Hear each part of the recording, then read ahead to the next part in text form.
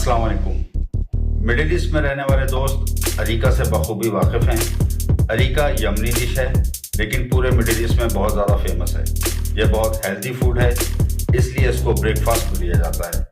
इसको बनाने के लिए हमें 2 अदद पराठों की ज़रूरत है, 18 से 20 खजूरें हैं, मक्खन, काजू, चेडर चीज़, कॉर्नफ्लेक्स, फ्रेश क्रीम और शहद।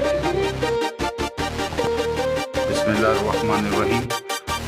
ये अब हम अरीका का प्रोसेस शुरू कर रहे हैं बनाने का। तो इसके लिए जो पराठे हैं हमने इनको पीसेस में कर दिए हैं और इसको इस चॉपर में या ब्लेंडर जो भी आपके पास अवेलेबल हो उसमें ट्रांसफ़र कर दें।